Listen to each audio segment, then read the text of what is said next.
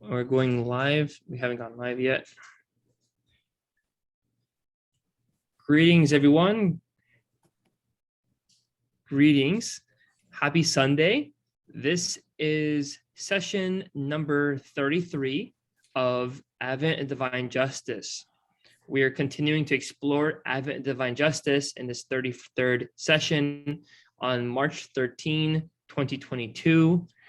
We have with us Ehsan Bayat, who is the founder of the Crimson Academy. And the Crimson Academy has materials online as well on YouTube and on other places you'll find online. There's a website for the Crimson Academy. We suggest you explore it. That being said, we're very happy to be presenting this as part of the sessions for the Clearwater Bahá'ís in Florida, and everyone's welcome to come and learn about this momentous message called Advent of Divine Justice, written by Shoghi Effendi, the guardian of the Baha'i faith. Now, as we begin session 33, we're going to begin first with an opening prayer from Tablets of the Divine Plan for the southern states of the United States of America. Now, if we could share our screen here. Beautiful. I will say this opening prayer.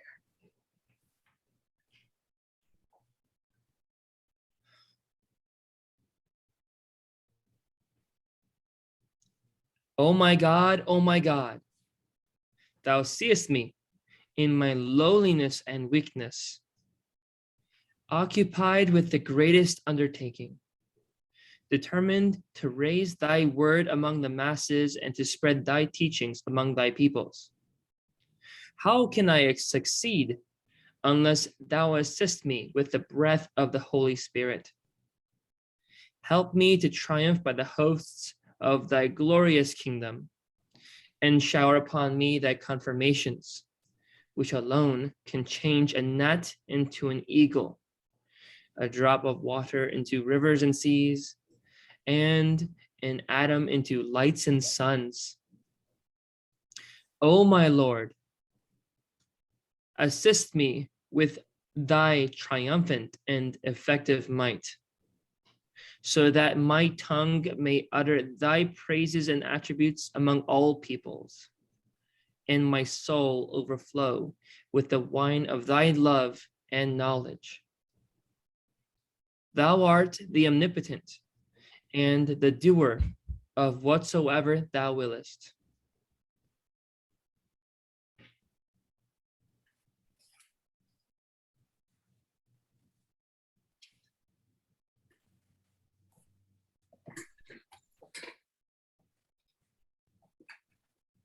Well, thank you very much, John. And welcome back. So here we are, dear friends, session 33 of Exploring the Advent of Divine Justice. Okay, we're going to get back into it. I'm going to share my screen, and so we can get back into our session. Here we go. Okay. So dear friends, we were covering paragraphs 81 through 86, and currently we're studying paragraph 82 of the Advent of Divine Justice. And if you're like, Ehsan, where is paragraph 82 and what does it start like? So paragraph 82 in this one, it starts, let those who are holding administrative positions. It starts on page 84, okay? Let those who are holding administrative positions in their capacity. That's how it starts. And in another one, this one, it starts on page 56. Let those who are holding administrative positions. And one more edition I'll show you.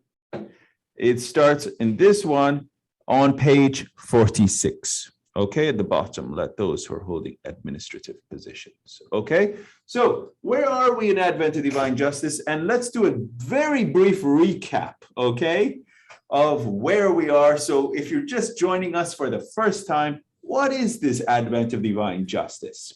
Okay, so the Advent of Divine Justice was written by the beloved guardian, December 25th, 1938. Okay, this was one of the beloved guardian's incredible letters. Yes, that's right. It was a letter. It was not a book.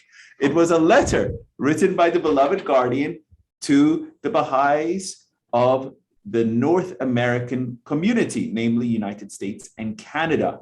And it was written in 1938 to get the first 7-year plan off without a hitch, okay? And it was really designed to prepare the cradle of the faith, the Baha'i community in North America, especially the American Baha'i community, his soldiers, to be prepared for the great tasks before them, the teaching work. So he wanted to prepare his new race of men, to equip them with the spiritual prerequisites. And so he says, at the very early beginnings of Advent to Divine Justice, what are the challenges facing the American Baha'i community? And he lists them out. He says they are materialism, they are racism, they are corruption, and laxity of moral and licentiousness. These qualities that are attacking the character of the community. And so he says, you have to put on the armor. Put on the armor, protect yourselves.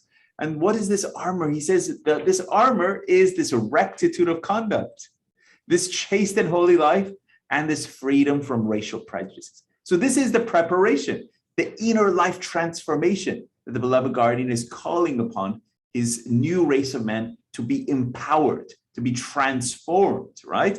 The inner life as well as the external life to be transformed. And then the beloved guardian comes up. He says that it's not just for the Baha'i community to be transformed. How nice would that be, right?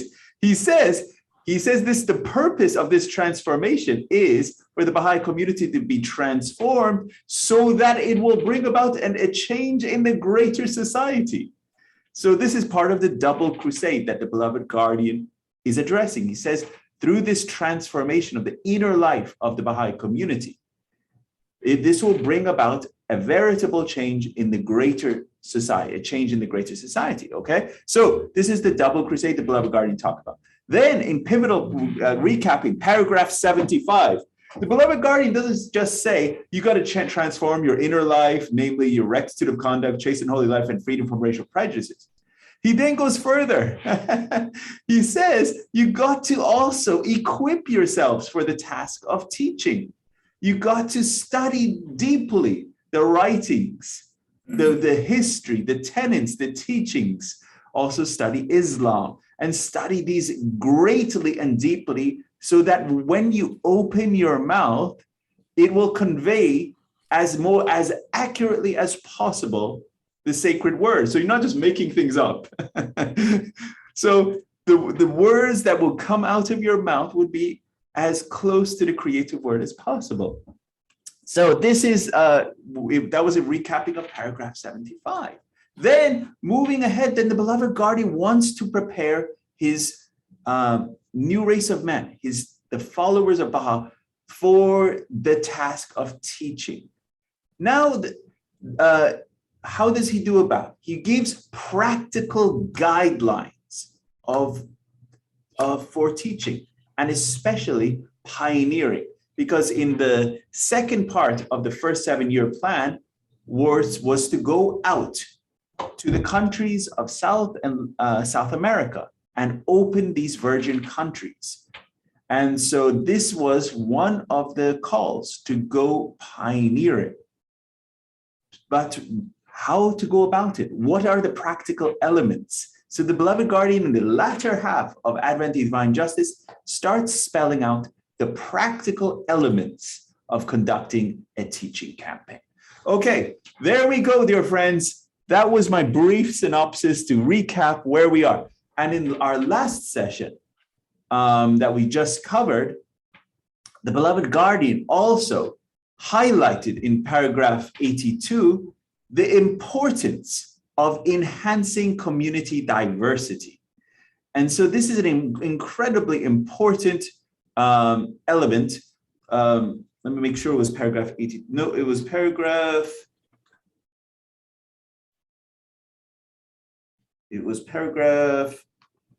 was it 81? It was paragraph, in paragraph 81, I apologize. Paragraph 81, not 82. In paragraph 81 is the aspect of enhancing community diversity.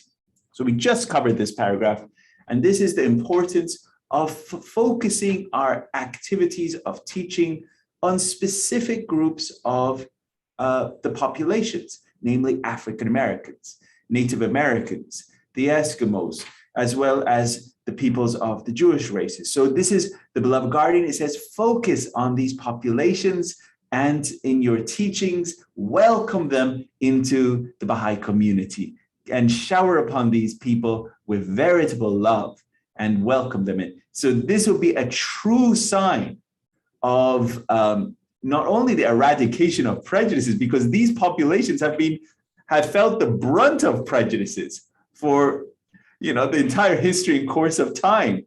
But the beloved guardian says, welcome these populations under the fold and banner of Baha'u'llah, and as a proof and principle of our love for all humanity. This should be demonstration of the diversity of the Baha'i community. So that was paragraph 81. Let's pick up now, dear friends, getting back into it. We're getting into paragraph 82, and we'll see how far we go today.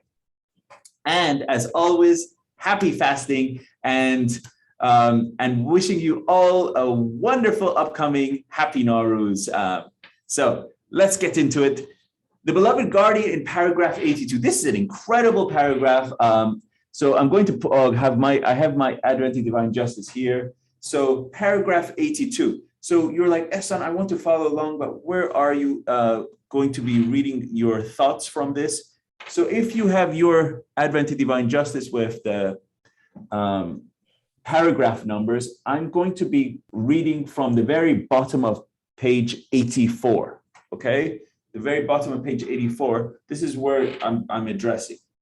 So the very bottom of page 84, the beloved guardian is now listing out the 3 stages of a teaching campaign, okay? And it's pretty easy to miss if you do not pay attention to it, okay? So what did he say? He says, wise as may be the measures which their elected representatives may devise, however practical and well conceived the plans they formulate, such measures and plans can never yield any satisfactory results unless, okay, here we go, unless a sufficient number of pioneers have determined to make the necessary sacrifices, okay? So this is a requirement. Stage 1, requirement for effective teaching campaign. You got to have a sufficient number of pioneers that have determined to make the necessary sacrifices, okay? To have an effective teaching campaign in the aspect of pioneering, this is a requirement. Number 2, and to volunteer carry these projects into effect. Number 2 is to implant once and for all the banner of Baha'u'llah in the heart of these virgin territories. So this is the second step. So you got to have the sufficient number of pioneers. Then these pioneers got to go to that step. They got to go and implant once and for all the banner of Baha'u'llah in those virgin territories. And then the third step of this is here. It says to erect the structural basis of his administrative order in their cities and villages, and to establish a firm and permanent anchorage for its institutions in the minds and hearts of their inhabitants. So 3 stages, okay? So first, you got to have a sufficient number of pioneers willing to go and do it. Then the next step is that they are going to go and actually implant the once and for all, the banner of Baha'u'llah in the hearts and minds. So they actually go and teach and plant the seeds in that virgin area. And then the third stage is now you have per se nascent institutions that are springing up. Just like the stages that first you have the seedling, the seed. With the seed would be the stage of these individuals that want to go. And you got to have a sufficient number of seeds. You got to have a sufficient number of seeds. And then the next stage would be that they go out and teach. Go forth and open their mouth. Go forth and proclaim his name. And then the third stage is would be having a sufficient number of institutions springing up everywhere. So this is the 3 stages of the teaching campaign mentioned in paragraph 82. And this is a long paragraph, and it has some of the most awesome extracts in the whole of Advent and Divine Justice. I'm going to share one of my most favorite, and it's at the end of paragraph 82, because every time I read it, my blood, as they say, boileth with energy and excitement. And so I'm going to read this for each one of you, because to me, Ehsan, this defines what a Baha'i should be. Okay, I'm going to read this for you, dear friends. It says, let those who resolve to be the first to hoist the standard of such a cause under such conditions and in such territories nourish their souls with the sustaining power of the words and putting on the armor of his love, a love which must wax stronger as they persevere in their lonesome task, arise to adorn with the tale of their deeds the most brilliant pages ever written in their country's spiritual history.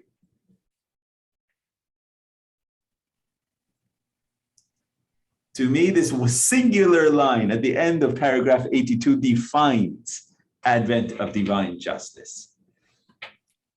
One line right here, because this is what it is. We got to put on the armor of his love. And what is the armor of his love? It's the all-encompassing, burning love for Baha'u'llah and aligning our will to his will. Whatever is his will, we align it. And if the beloved guardian says that we should have a rectitude of conduct, by God, we do everything in our path to bring our conduct to be rectitude. If the beloved guardian says we have to have a chaste knowledge, by God, we work on that. And by God, we work on freedom from racial prejudices. And we do everything in our power. And it's not just like, oh, I'm not prejudiced. I don't have any prejudice. What are you doing to promote the oneness of humanity? What are you doing actively to promote the oneness of humanity? To prove that you believe in the eradication of any forms of prejudice, to be a demonstration of the love of human. So these are things, putting on that armor of his love.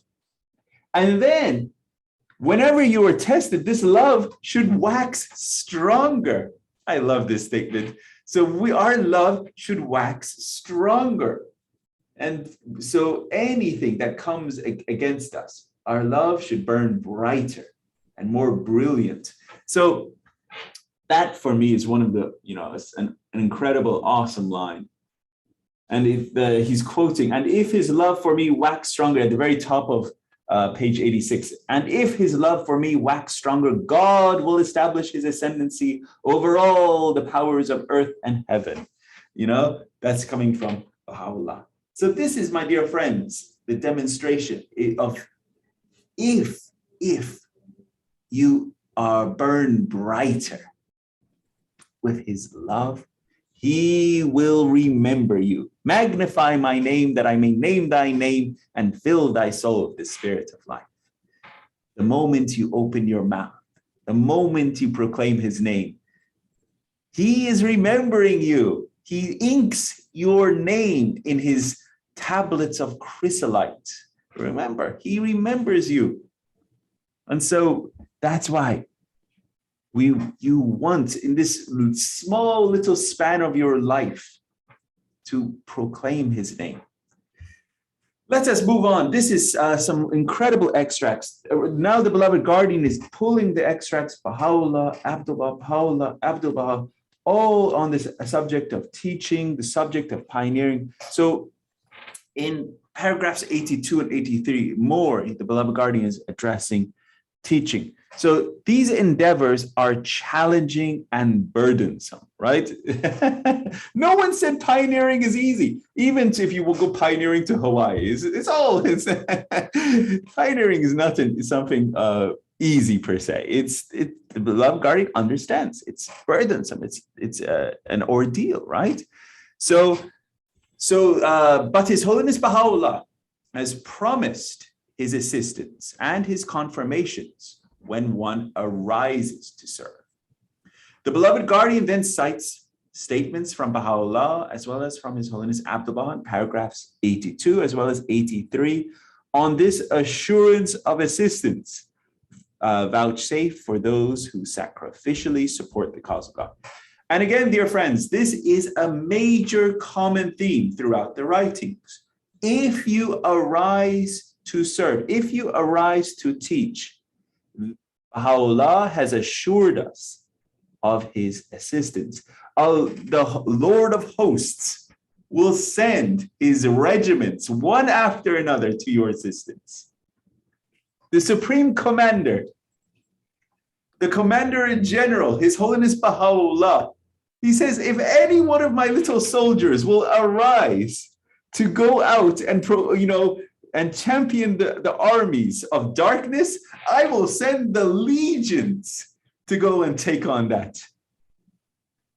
Why are you hesitating when the Supreme Commander says, I will send my armies to your assistance? This is an incredible, incredible call by the Supreme Commander. You should feel the entire forces of light behind you. So this is an incredible call by Baha'u'llah. He says, this assurance of assistance is vouchsafed for those who sacrificially support the cause of God. Such strategies have been reiterated by the beloved guardian Shoghi Effendi and in his other messages to the North American Bahá'í community. The goals of the first 7-year plan were won by the community closely following the guidance of the beloved guardian. So this is just one more of these many places that Baha'u'llah has assured. And this is a very common opening. If this is also in paragraph 82. So in paragraph 82, if you have this one, he says, should a man, this is the opening that if you see it, it's on bottom of page 85 in your Advent. It says, should a man all alone arise in the name of Baha and put on the armor of his love, him will the Almighty cause to be victorious, though the forces of earth and heaven be arrayed against him. Right? And then he says, has he not written by God, besides whom is none other God? Should anyone arise for the triumph of our cause, him will God render victorious, though tens of thousands of enemies be leagued against him. And if his love for me wax stronger, God will establish his ascendancy over all the powers of earth and heaven. So this opening of should a man, right?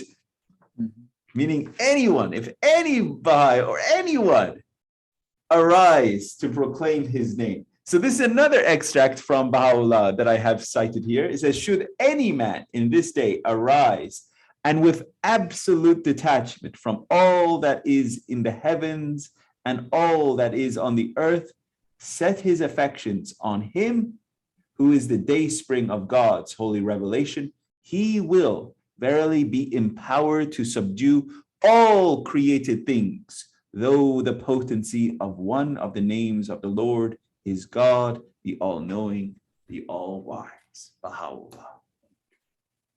Wow. These extracts are so powerful. It's truly, I said this in a past session, you feel gobsmacked often when you read the word, the creative word of Baha'u'llah, and so that's something I often have that feeling of awe and wonderment when I'm reading the words of Baha'u'llah. And this is where he says, should anyone in this day arise with absolute detachment, all that is in the heavens and earth shall not affect him. And this is so many times we see this coming to be true.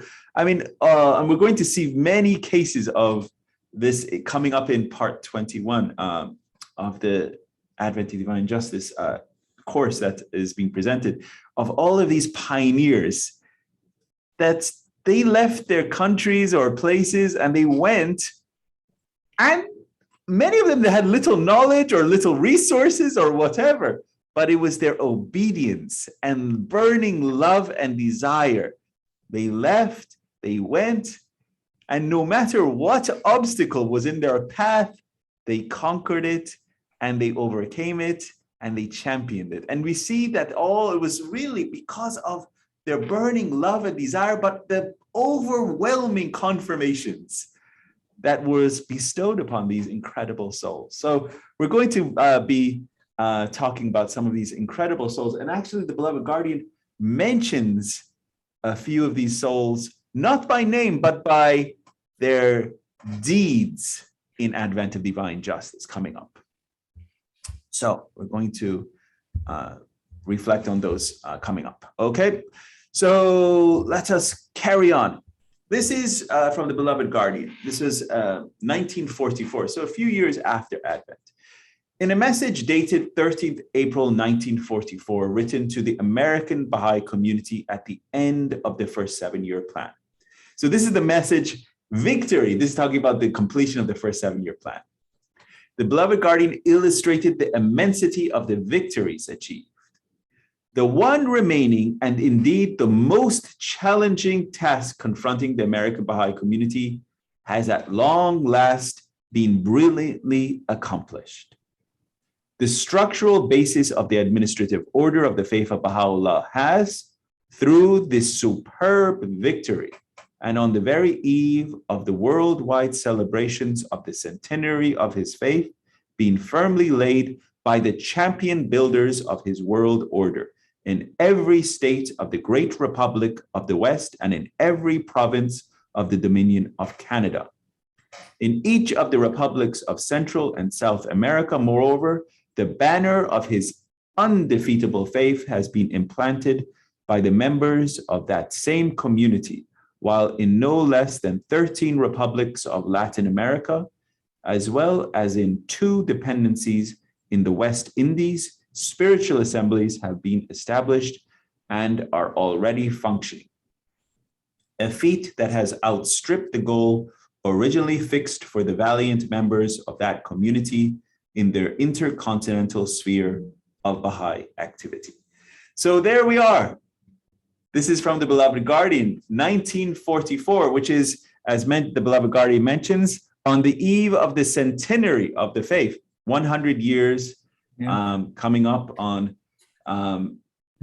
from May 23rd, 1844. So this is 13th April, 1944. So this is the beloved guardian say, we achieved the victory of the first 7-year plan. So not only was the first victory of achieving the goals of having spiritual assembly in all the states, as well as the provinces in the Dominion of Canada, but as well as in the republics of Central and South America. And so this was in no less than 13 republics of Latin America, as well as the 2 dependencies of the West Indies. These was an incredible ordeal and test on this early American Baha'i community. So here the beloved guardian in 1944 is saying, victory has been achieved. In paragraph 84, the beloved guardian explains the aim as well as the direction of the second phase of the teaching campaign that was initiated to achieve the expansion goals of the 7-year plan. After establishing a nucleus of the Baha'i administration in every virgin state and province of the North American continent, energy should be focused on awakening of the nations of Latin America to the call of Baha'u'llah. So this is the call of now the second phase going to these virgin countries, these of Latin America. And in paragraphs 85 and 86, the beloved guardian provides more on the significance and impact of achieving this second phase of the plan. The 20 independent nations of Central and South America are destined to play an important role in the world's future destiny. Communication advances in the future will overcome the difficulties caused by the distances separating them at the time from the North American continent. Shoghi Effendi specifically states that in paragraph 86 that teaching activities should be followed by an offensive to conquer the forces of darkness, corruption, and ignorance. So it's not just like have a teaching campaign, but imagine that we should have an offensive to conquer these dark forces as well. So this is in the paragraph 86. And so I included this quote from the beloved guardian on the right. And I'll let our dear friend Scott read this one. The world is full of evil and dark forces, and the friends must not permit those forces or these forces to get hold of them by thinking and feeling negatively towards each other. Beautifully read.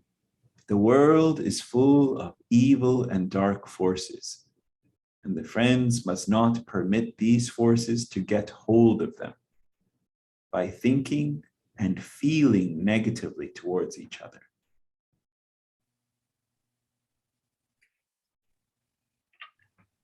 Yeah, very true statement here of the beloved guardian. It's almost reminds me of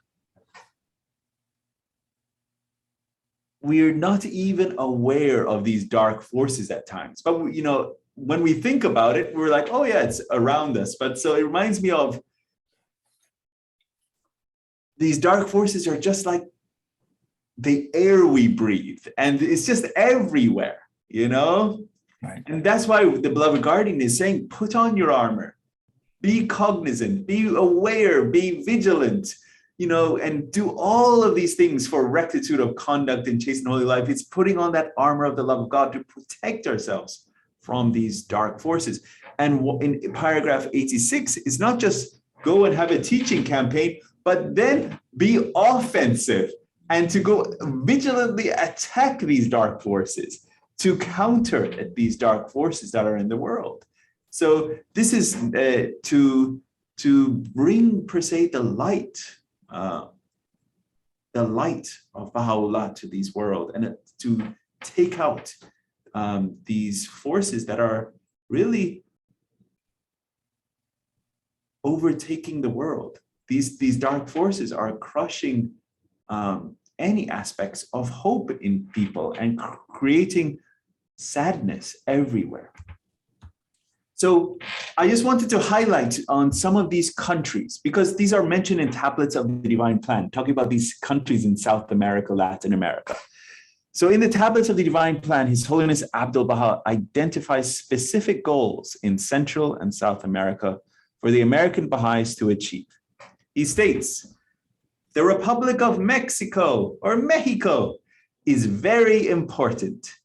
The majority of the inhabitants of that country are devoted Catholics. They are totally unaware of the reality of the Bible, the gospel, and the new divine teachings. They do not know that the basis of the religions of God is one, and that the holy manifestations are like unto the Sun of Truth, rising from the different dawning places. Those souls are submerged in the sea of dogmas. If one breath of life be blown over them, great results will issue therefrom. But it is better for those who intend to go to Mexico to teach, to be familiar with the Spanish language. So there again, dear friends, how many times now we've heard, if you are planning to go as a pioneer anywhere, you got to know the language before you enter into that place. So this is the great country of Mexico. And so here he says, if those souls are, he says, if one breath of life be blown over them, meaning the people of Mexico, just one breath of life be blown over them, great results will issue therefrom. Shows the purity of the people of Mexico. But they right now, His Holiness Abdul is saying is that they are submerged in a sea of dogmas, which is interesting. Mexico is submerged in a sea of dogmas. The the United States, the beloved guardian, as well as Abdul Baha says, we're submerged in a sea of materialism. So that's interesting here. Similarly, the 6 Central American republics situated south of Mexico, Guatemala, Honduras, Salvador, Nicaragua, Costa Rica, Panama, and the 7th country, Belize or British Honduras, the teachers going to those parts must also be familiar with the Spanish language. So learn your Spanish. It cannot be more important. All the above countries have importance, but especially the Republic of Panama, wherein the Atlantic and Pacific Oceans come together through the Panama Canal. It is a center for travel and passage from America to other continents of the world, and in the future, it will gain most great importance. So this is right there, Tablets of the Divine Plan. Abdul Baha, he says, Panama has incredible importance. It's not just because of, it's to do with transport or commerce. He says, yes, it is a center for travel and passage, but it is the connection of 2 worlds even. And it is, so this is, it will have great importance. So as you all know, there's a house of worship in Panama. And so this is already, it has been placed there. And so Panama will have incredible significance in the future, as well as the beloved guardian mentions Panama in the Advent of Divine Justice also. So we're going to have that paragraph coming up later. In a similar way, the republics of the continent of South America, Colombia, Ecuador, Peru, Brazil, British Guiana, Dutch Guyana, French Guyana, Bolivia, Chile, Argentina, Uruguay, Paraguay, Venezuela, also the islands to the north, east, and west of South America, such as the Falkland Islands, the Galapagos, Juan Fernandez, Tobago, and Trinidad. Likewise, the city of Bahia, situated on the eastern shore of Brazil, because it is sometime that it has become known by this name, its efficacy will be most potent. So the city of Bahia, Brazil, has been blessed, as it's been mentioned directly in the tablets of the Divine Plan, because of its close association to the name of Baha'i.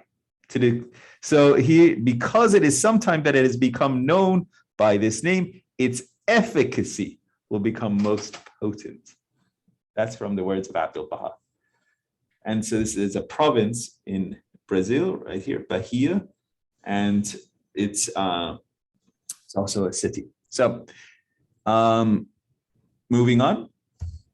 So I wanted to share some awesome pictures of all of these accomplishments that were happening to do with the openings of these areas in Central and South America.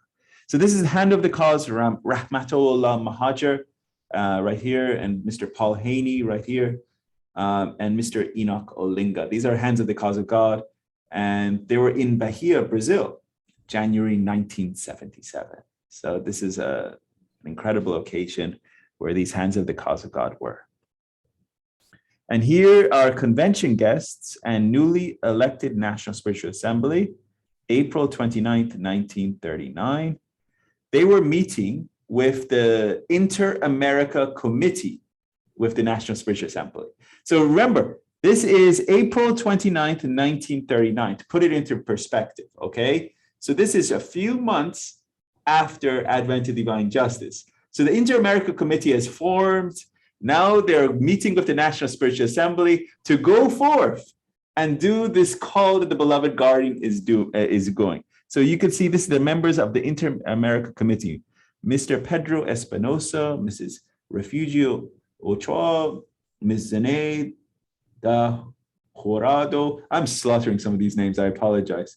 But Mrs. Maria Luisa Jorado of Mexico City, and Mr. and Mrs. Sabet of Tehran, and Mrs. E.R. Matthews is the chairman. So this is the Inter-America Committee meeting with the National Spiritual Assembly here. And you can see that the exterior ornamentation of the house of worship is underway right there. So this is the 31st annual convention. This is, this was just April 27th through the 30th, 1939. So these were convention guests at that occasion, the Inter-America Committee. This is the convention itself. Okay. So although there was no systematic campaign to realize this vision of Abdu'l-Baha in Central and South America for 20 years, some individuals arose to travel, teach, and pioneer to Latin America as soon as they learned about the wishes of Abdu'l-Baha. Among them was Martha Root, Right. who visited the important cities of South America in 1919 and established valuable contacts. However, with the launch of the first 7-year plan, the Guardian called for permanent pioneers to settle in all the countries of Latin America. The National Spiritual Assembly of the Baha'is of the United States and Canada appointed an Inter-America Committee to coordinate and drive these goals. The first contingent of pioneers left North America for different parts of Central and South America in 1939. And you saw that meeting of the National Spiritual Assembly in the past slide. So this is from July 1939, new plans for pioneer teachings. The latest developments in pioneer teaching and resettlement in areas which require assistance. Mr. Gerard Sluter is proceeding to Guatemala, and Mr. Antonio Roca to Honduras. Mrs. Stewart is extending her stay in Buenos Aires, which the Guardian desired. Mr. Philip Marangella has gone to Cuba. Miss Nyan Hartfield is to establish herself in St. Louis, Missouri, and Miss Nan Reasoner will work among the Blackfoot Indians near Calgary, Alberta. And Miss Honor Kempton has transferred her residence to Anchorage, Alaska from Juneau. And Mr. Matthew Kazab has settled in Panama and is now working under the supervision of the Inter-America Committee.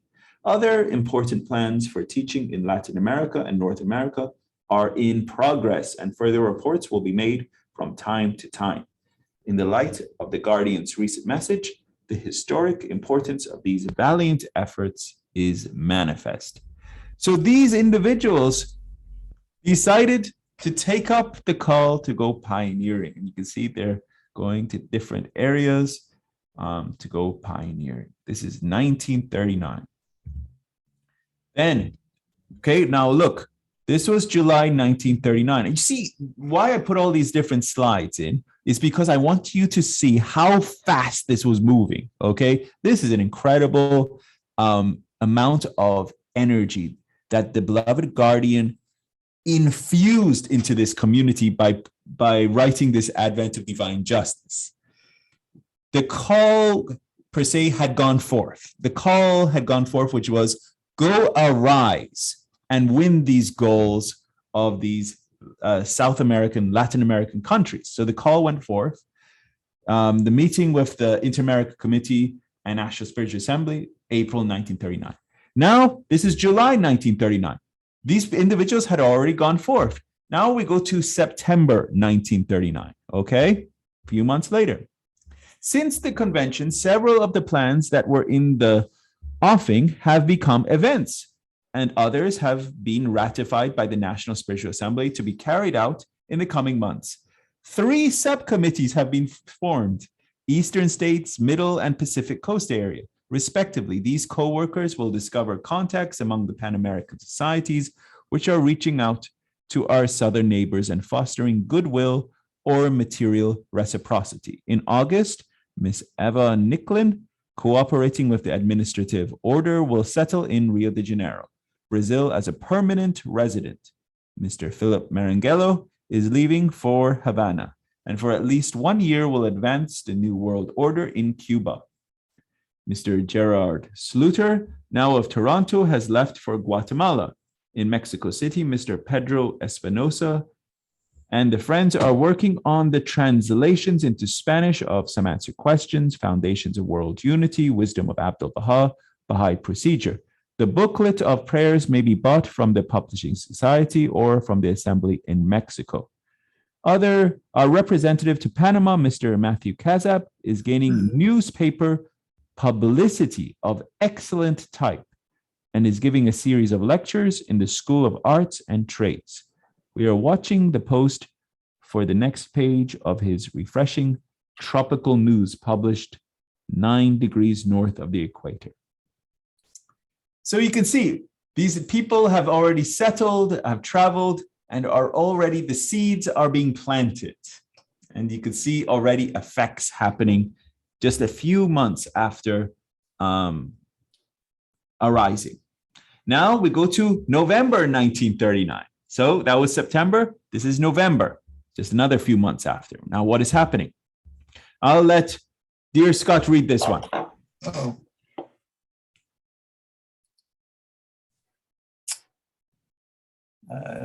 Louise Caswell sailed for Panama from San Francisco on September 25th on the SS City of Norfolk.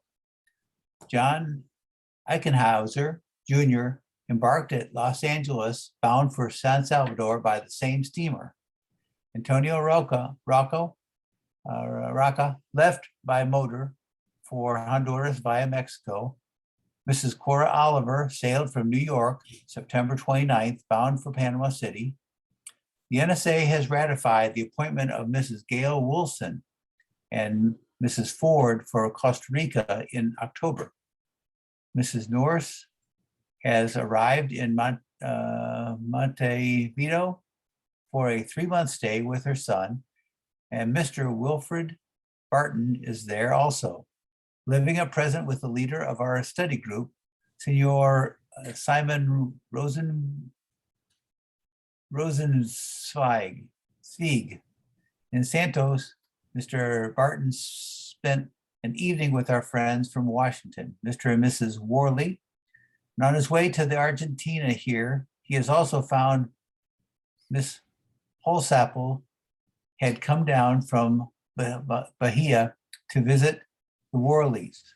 Our teacher, fresh from Latin America, Mrs. Frances Benedict Stewart, has been asked to go to Washington and confer with the State Department.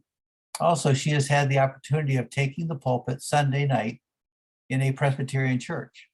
The ministers and rabbis of Utica will all know that Mrs. Stewart is a Baha'i, and all ask her help in their work without any objection. Excellent. Thank you, Scott.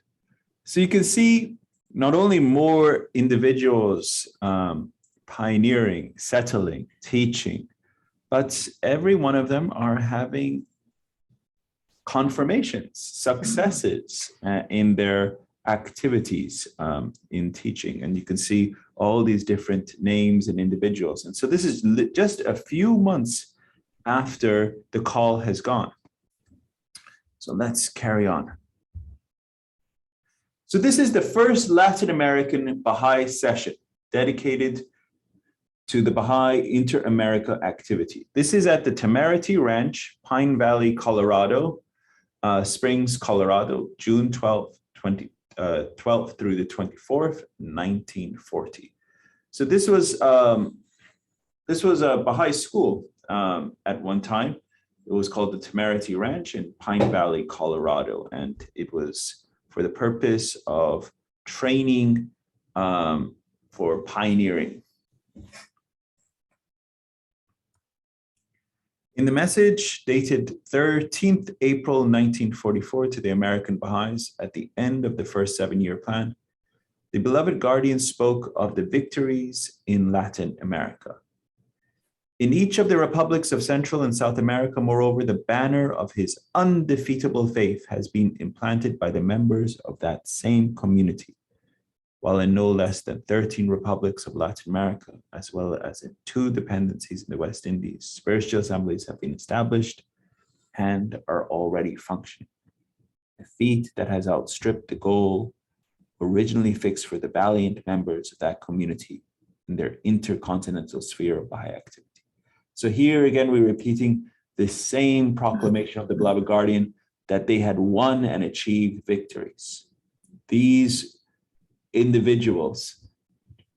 This is the first Baha'i community of Latin America in Mexico City, 1938. This is the first spiritual assembly of the Baha'is of San Jose, Costa Rica, 1941. This is the first spiritual assembly of the Baha'is of Tegucigalpa, Honduras, 1942. So you see, from that period of 1938, call of the Beloved Guardian to go win achievements of the 7-year plan, 1939, Inter-American Committee, meeting of the National Spiritual Assembly, they went forth, and you can see these are individuals that went and achieved these spiritual assemblies. First spiritual assembly of the Baha'is of Port-au-Prince, Haiti. So this is Haiti right here. And you can see the beautiful diversity of these spiritual assemblies. This is the first spiritual assembly of the Baha'is of Bogota, Colombia, 1944. And you can see with Miss Dorothy Baker here. See, she's right there. Miss Dorothy Baker, representing the Inter-American Committee. This is the first local spiritual assembly of the Baha'is of, I'm going to say Ecuador. I'm going to pass on pronouncing this part. They are photographed with the members of the spiritual assembly are 2 teachers who helped in the establishment of this assembly. So the spiritual assembly wanted to have these wonderful teachers to be present in their first picture. So you can see they're standing with this spiritual assembly. This is the first public meeting for youth. So you can see in such a short period, relatively short period, from 1939, now we're only 1945. Look at all these spiritual assemblies sprouting, per se, sprouting. This is now a first public meeting for youth held under the auspices of the Spiritual Assembly of the Baha'is of Punta Arenas, Magallanes, Chile, July 1945. So these are all youth in Chile. 1946, the first Baha'i Latin American Conference in Panama. Baha'i representatives were present from the United States, Nicaragua, Chile, Guatemala, Costa Rica, Honduras, El Salvador, Venezuela, the Canal Zone, and Panama. So this is the first Baha'i Latin American Conference. Now remember, 1938, when the Beloved Guardian is writing this, the only people that had traveled through these Latin Americans were pretty much Miss Martha Root and Miss Eleanor Armstrong. Pretty much not many else had really gone to these areas, not very few. Now, the Beloved Guardian here is saying we want a systematic campaign to open up these virgin territories. And you see what has happened in such a relatively short time. It's incredible, the obedience, the love, the dedication, the sacrifice of the Baha'i community. So I think that was our last slide, but I just wanted to give you a feel of, yeah, that was our last slide in this part. But I wanted to give you a feel of the sudden onrushing of this obedience. And then in 1944, right before the centenary of, from May 23rd, 1844 to May 23rd, 1944, right before the centenary, the Beloved Guardian wrote that letter saying, all goals of the first 7-year plan have been achieved. So that is an incredible, incredible mark of victory on this Baha'i community. So now we're going to get into our next paragraph set. Before that, do you have any questions, thoughts, insights, or learnings? Or I think heard Hooper Dunbar talk about how some of the, you mentioned that some of the books, some answered questions, some other holy books were translated, had already been translated. And it said that, I think Mr. Dunbar was saying that Lenora had I forget her last name, but she had gone to a convent, and that the Catholic nuns there had actually translated, I think in into Portuguese, because it went from Spanish to Portuguese, but because she herself had no idea how to do it. But it's how amazing that what people would consider simple people, or just people that decided to go on the journey, and decided and relied on other powers beyond themselves to get the job done. So there's no Google translator to work on that, to give you an estimated idea. So that's exactly right. Yeah. Very. Yes, Lenora Armstrong, what a lady, what a lady. And I encourage you all to read and study their lives. I mean, Miss Martha Root, Miss Lenora Armstrong. And we're going to read and learn about some other incredible pioneers coming up in this presentation in a few classes. We're going to hear about several more. And these individuals, what did they go through? And what sacrifices they had to undertake to do this. And so their example should, per se, fuel the fire of our life, right, to be, so we should not just like read them and say, yeah, they were good people, and they were way back then. But their sacrifice should bolster our fire and increase our love for Baha'u'llah and activate us to do more. Right. There's a new book out by Gail Wilson I haven't seen yet.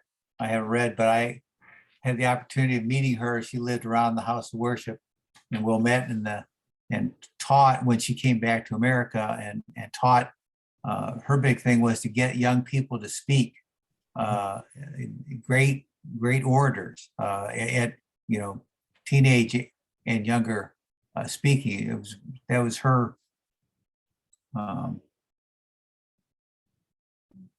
Something that she really wanted to get done, and she did a really good job. That's how I only knew her a little bit, but I was always amazed. But I knew her as that. I didn't know she was had pioneered. So that was the very modest person. Yeah, it's very important for young ones to learn to teach the cause. It's very important. And to be able to speak well is to be able to, these are all skills. And granted, I haven't achieved that myself. I'm just saying it's very important to be able to learn to speak, to be able to learn to get over your fears and be able to have a discourse. And this is something that if their parents, if their communities, realize the true importance of that and invested in their children, of not only their children, but also the children of their community, to help them to become teachers of the cause. Right. Yeah. Because they are the future, and they need to be able to have discourse, be able to teach and talk. And so this is something that we should, per se, empower our young ones to have talks. Like I remember, I'll share this anecdote. There was a wonderful Baha'i in our Baha'i community here in Houston. His name, I'm actually going to say, because his name is Mr. Riaz Masroor, wonderful Baha'i. I love this gentleman very much. And I remember when I was in 7th grade in Sunday school, okay? And I remember when I was a young chap and I was in Sunday school, and Mr. Riaz Masroor, wonderful Baha'i, he got us to do a report on Baha'u'llah. And that report was not just, write one page on Baha'u'llah.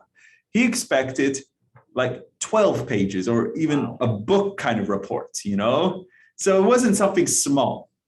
So actually that report was much longer than anything I had in school at that point in time. So it was voluminous at a point, right? So I spent a lot of time reading and writing and taking notes and writing this report on the life of Baha'u'llah, right? And so then when it was time for class, every one of us had to present it. And so we had to go stand up in front of the class and we couldn't bring our notes, even though we had written this note, quite a mini book per se, we had to present it. So we had to really know what we had written. And so then we got up, and then all the dates we had to know, all the time occasions in his life we had to know it. And so then we had to present it. And that I can say was one of the singular times in my life that per se forced me to work on presentation. Okay. And I think it's so functional, so important, to learn to present the faith. And I'm going to share this one other anecdote before we jump into our next section. When I was younger, when I was 7, 8 years old, I was a young one. My brother and I were living in Scotland, and there was my parents were pioneers in Scotland, and there was no other Baha'is around in 30 some odd years ago. But there were little areas, but really it was my family and that was it. And my parents would have firesides, wonderful firesides, and every so often someone enrolled, and it was incredible times, right? So what happened was, myself and my brother and I have my cousins, Nafe and Qane, Fanan Pazir, they would come over every so often, and what we would do is we would play a game, and this game would force us to really think on our toes. And this game, I called it Hotspot. And what we did was, one of us four, because there was 4 of us, myself, my brother, my cousin Qane, and my other cousin Nafe. So one of us would be a Baha'i, and the other 3 would be something else. And we wouldn't know what that other person was. It could be an atheist, it could be a Muslim, it could be a Christian, it could be anything, right? And so often I was the Baha'i in that situation because I was the youngest. And my other cousins were often loved to be something, either fanatical or extreme, just to try to make my life hard, And they would come at me with everything under the book. And the reality was, you have to be knowledgeable to be able to counter any argument, but lovingly, and be able to tie it together to the central truths of this faith. And so even if they're coming at this angle over here, how can you present the underlying principles of the faith? Because the underlying principles of the faith show oneness to anything.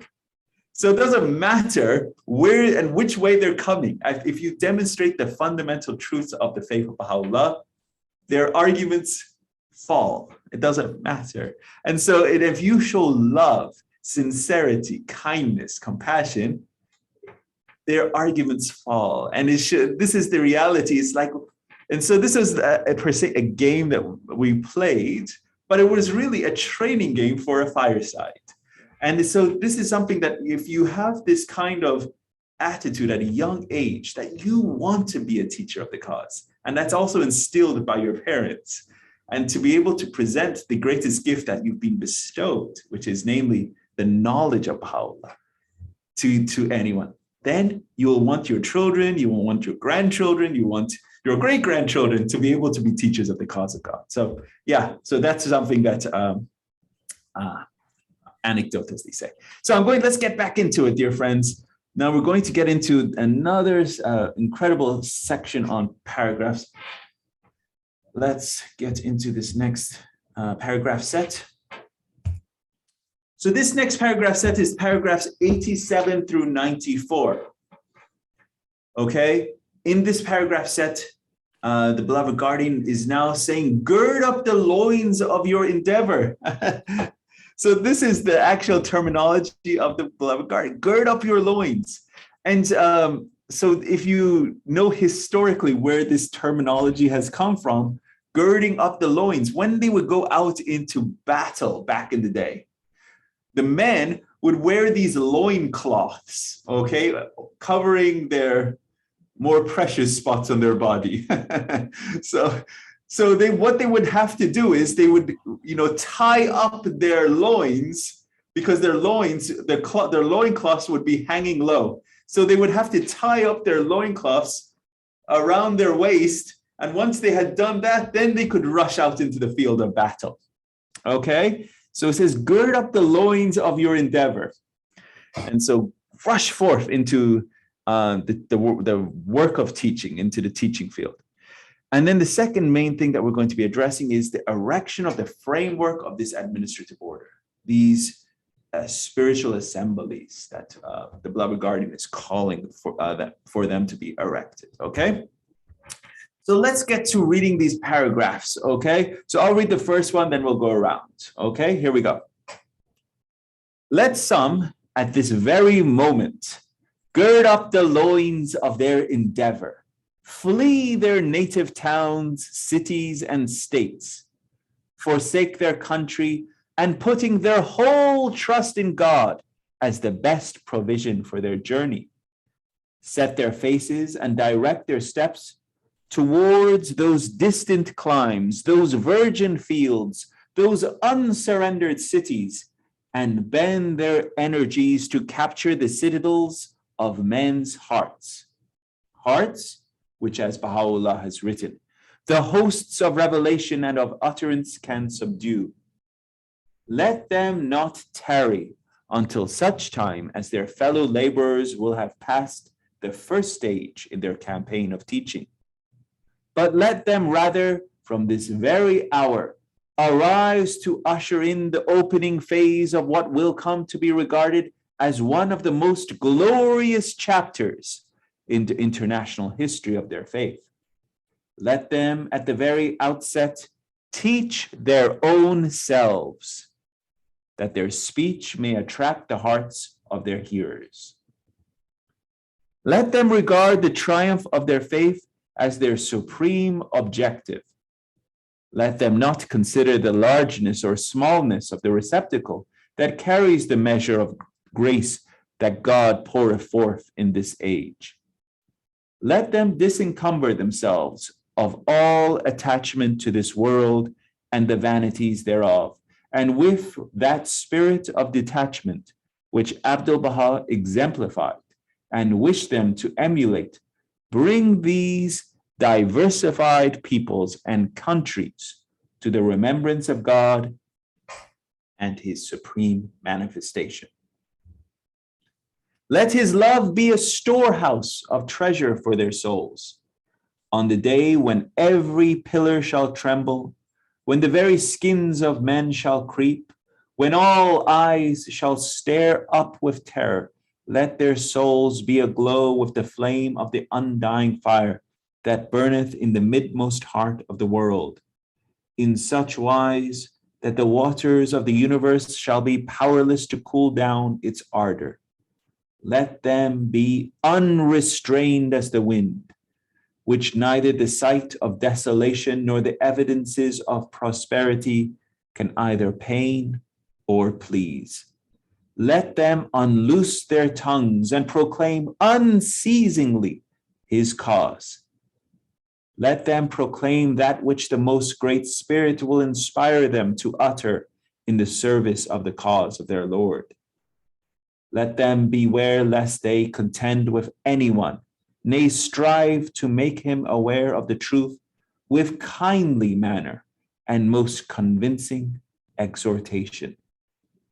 Let them wholly, for the sake of God, proclaim his message, and with that same spirit, accept whatever response their words may evoke in their hearers.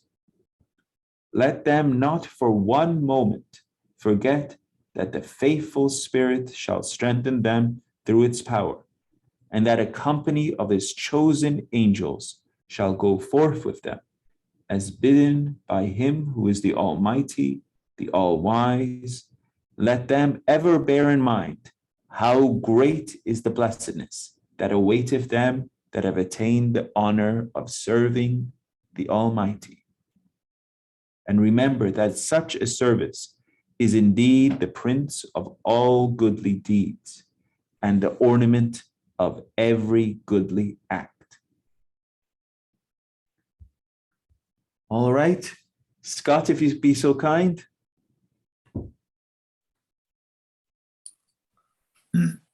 And finally, let these soul-stirring words of Baha'u'llah, as they pursue their course throughout the length and breadth of the Southern American continent, be ever ready on their lips, a solace to their hearts, a light to their path, a companion in their loneliness, and a daily sustenance in their journeys.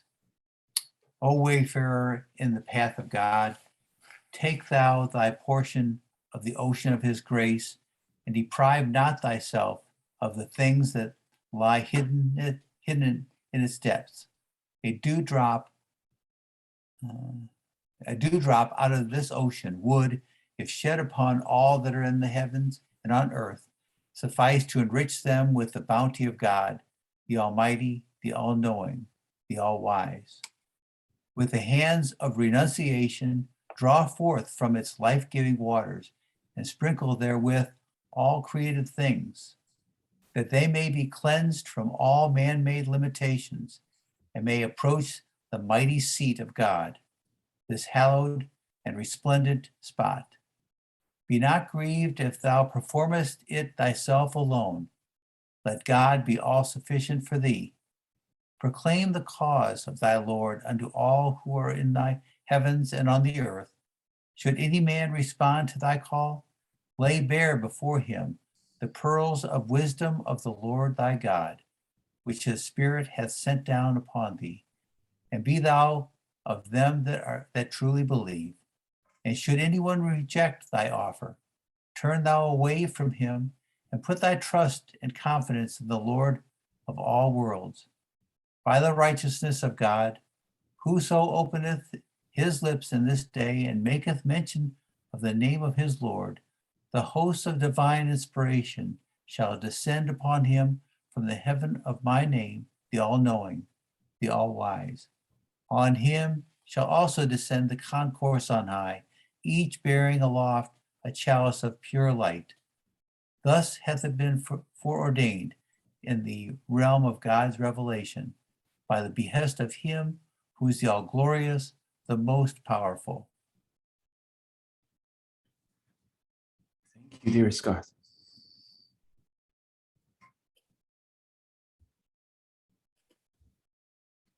John, could you read this one? Yes, I can. Thank you so much. Let these words of Abdul Baha, gleaned from the tablets of the divine plan, ring likewise in their ears as they go forth, assured and unafraid on his mission. O ye apostles of Baha'u'llah, may my life be sacrificed for you. Behold the portals which Baha'u'llah hath opened before you. Consider how exalted and lofty is the station you are destined to attain, how unique the favors with which you have been endowed. My thoughts are turned toward you, and my heart leaps within me at your mention. Could ye know how my soul gloweth with your love, so great a happiness would flood your hearts as to cause you to become enamored with each other.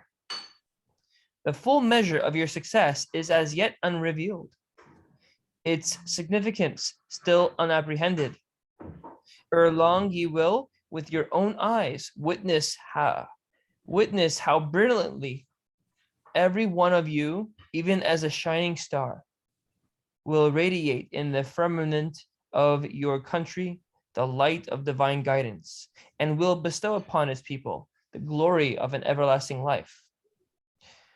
I fervently hope that in the near future, the whole earth may be stirred and shaken by the results of your achievements. The Almighty will no doubt grant you the help of his grace, will invest you with the tokens of his might, and will endue your souls with the sustaining power of his Holy Spirit. Be not concerned with the smallness of your numbers, neither be oppressed by the multitude of an unbelieving world. Exert yourselves. Your mission is unspeakably glorious. Should success crown your enterprise, America will assuredly evolve into a center from which waves of spiritual power will emanate, and the throne of the kingdom of God will, in the plenitude of its majesty and glory, be firmly established. Thank you, dear John. All right, and I'll read paragraph 90. It should be remembered that the carrying out of the 7-year plan involves, insofar as the teaching work is concerned, no more than the formation of at least one center in each of the Central and South American republics. The 100th anniversary of the birth of the faith of Baha'u'llah should witness, if the plan already launched is to meet with success, the laying in each of these countries of a foundation, however rudimentary, on which the rising generation of the American believers may, in the opening years of the 2nd century of the Baha'i era, be able to build.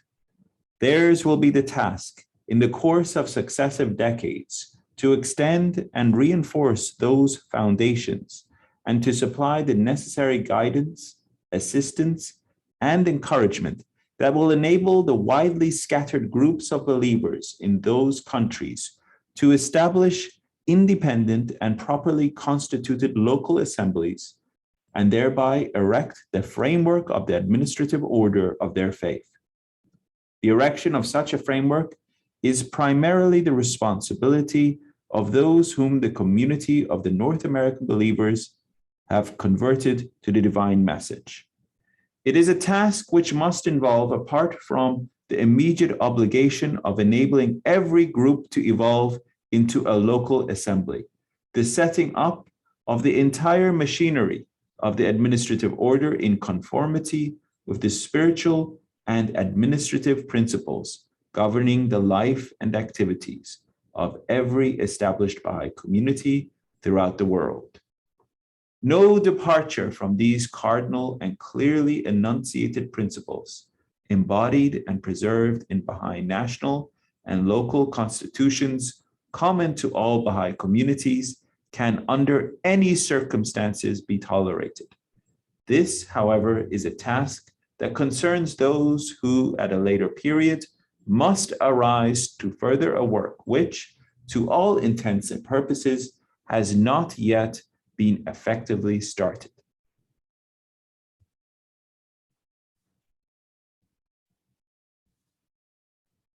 And if Scott, you could read this one? Sure. To pave the way in a more systematic manner for the laying of the necessary foundation on which such permanent national and local institutions can be reared and securely established is a task that will very soon demand the concentrated attention of the prosecutors of the 7-year plan. No sooner has their immediate obligation to, let me get it up here. I'm losing. No sooner has their immediate obligation in connection with the opening of the few remaining territories in the United States and Canada been discharged than a carefully laid out plan should be conceived, aiming at the establishment of such a foundation. As already stated, the provisions for these vast preliminary undertakings, the scope of which must embrace the entire area occupied by the Central and South American republics, constitutes the very core and must ultimately decide the fate of the teaching campaign conducted under the 7-year plan. Upon this campaign must depend not only the effectual discharge of the solemn obligations undertaken in connection with the present plan, but also the progressive unfoldment of the subsequent stages essential to the realization of Abdu'l-Bahá's vision of the part of the American believers are to play in the worldwide propagation of their cause. Excellent. These undertakings, preliminary as they are to the strenuous and organized labors by which future generations of believers in the Latin countries must distinguish themselves, require in turn, without a moment's delay on the part of the National Spiritual Assembly and of both the National Teaching and Inter-America Committees, painstaking investigations preparatory to the sending of settlers and itinerant teachers whose privilege will be to raise the call of the new day in a new continent. I can only, in my desire to be of some service to those who are to assume such tremendous responsibilities and to suffer such self-denial, attempt to offer a few helpful suggestions, which I trust will facilitate the accomplishment of the great work to be achieved in the very near future. To this work that must constitute an historical landmark of first-class importance when completed, the energies of the entire community must be resolutely consecrated. The number of Baha'i teachers, be they settlers or travelers, must be substantially increased. The material resources to be placed at their disposal must be multiplied and efficiently administered. The literature with which they should be equipped must be vastly augmented. The publicity that should aid them in the distribution of such literature should be extended, centrally organized, and vigorously conducted. The possibilities latent in these countries should be diligently exploited and systematically developed. The various obstacles raised by the widely varying political and social conditions obtaining in these countries should be closely surveyed and determinedly surmounted. In a word, no opportunity should be neglected and no effort spared to lay as broad and solid a basis as possible for the progress and development of the greatest teaching enterprise ever launched by the American Baha'i community. And I think this is our last one we'll do. Scott, if you could read this one for us. Careful translation of such important Baha'i writings as are related to the history, the teachings, or the administrative order of the faith, and their wide and systematic dissemination in vast quantities and throughout as many of these republics as possible, and in languages that are most suitable and needed, would appear to be the chief and most urgent measures to be taken simultaneously with the arrival of the pioneer workers in these fields. Books and pamphlets, writes Abdu'l-Bahá in one of the tablets of the Divine Plan, must be either translated or composed in the languages of these countries and islands, to be circulated in every part and in all directions.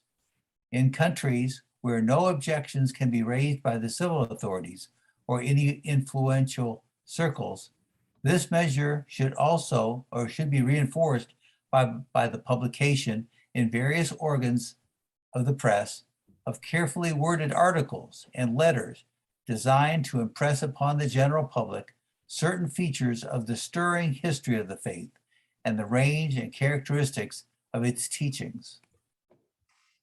Excellent. Thank you, dear Scott. So there we are, dear friends, paragraphs 87 through 94. Right, as always, impressive language of the beloved guardian. Here he's calling upon his army, these pioneers, to gird up the loins of their endeavor, right? Flee their native land, their cities and states, forsake their country and put their whole trust in God as the best provision for their journey. So imagine the best thing that you could go on your journey, the best whatever, it's not your clothes, it's not your food, it's not your toothbrush. It's the beloved guardian saying the best thing that you could take on your journey is what? Putting your whole trust in God. Do you have that in your suitcase when you go somewhere? So here the beloved guardian says the best thing that you can go on any journey is put your whole trust in God. That is what you should have.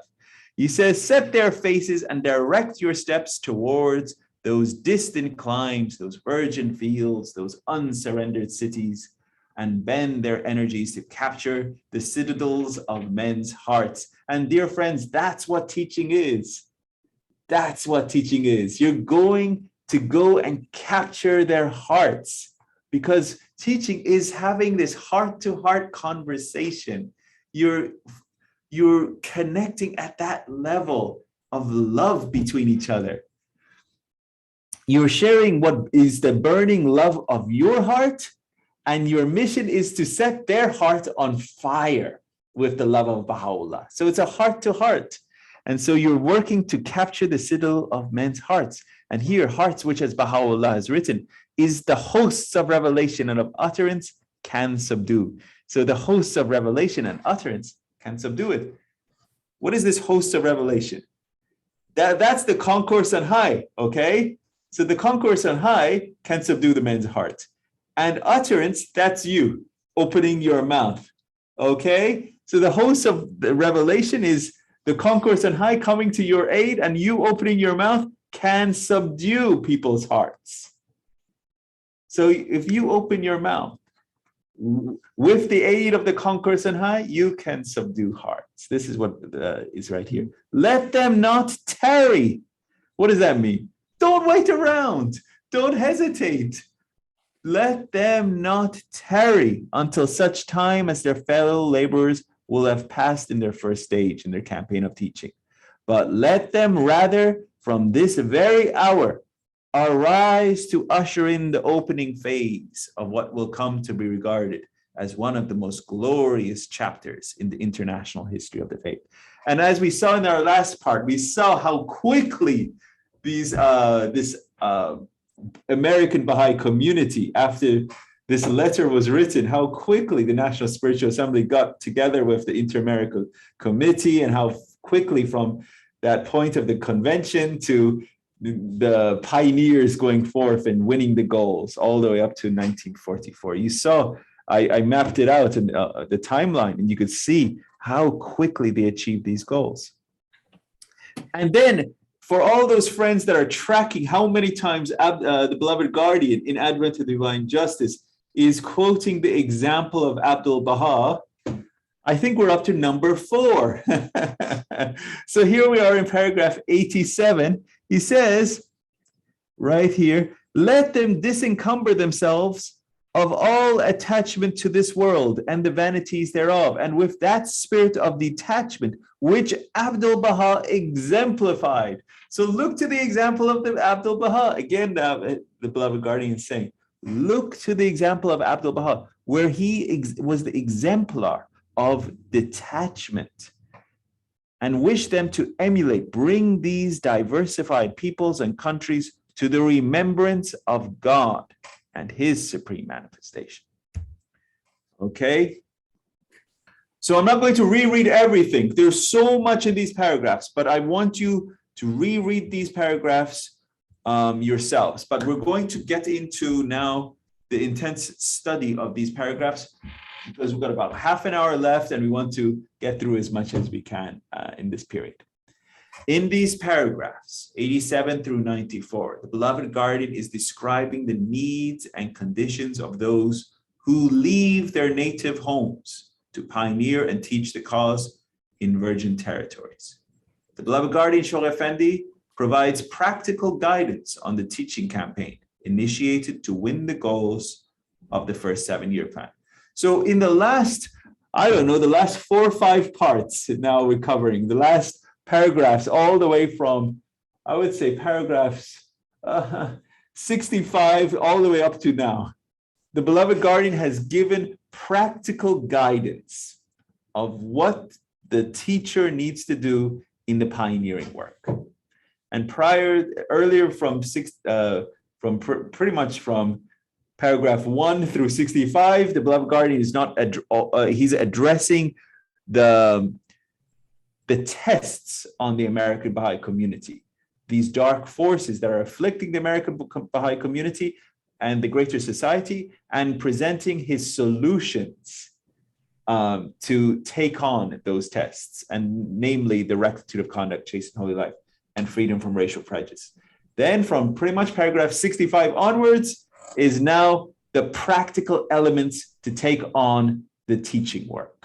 Okay, so this is yet another one of those paragraph sets that the beloved guardian is now equipping his new race of men, the teachers of the cause, that will go forth into the pioneering work, what they need to be equipped with. So these are the major key points. Those who intend to pioneer should place their whole trust in God. Okay, this is not just for pioneers. Anyone should place their whole trust in God, okay? They should teach themselves first, okay? The beloved guardian states, this is coming from Baha'u'llah. He quotes from Baha'u'llah, says, first and foremost, teach yourself. Regard the triumph of the faith as their supreme objective. Not consider the largeness or smallness of the hearer's capacity. Okay? That also goes conversely to yourself. You should not be worrying about your own capacity, okay? Or the other person's capacity. You should just let loose. And it says, be unrestrained as the wind. And remember that their love of a Baha'u'llah will act as a storehouse of treasure for their souls. Teach with enthusiasm, conviction, wisdom, and courtesy, but without pressing their hearer. The word is tact. Tact always, it goes with wisdom. Look up the definition of tact. Tact means to state something, but do not offend the listener. You do not hurt the listener. Use wisdom.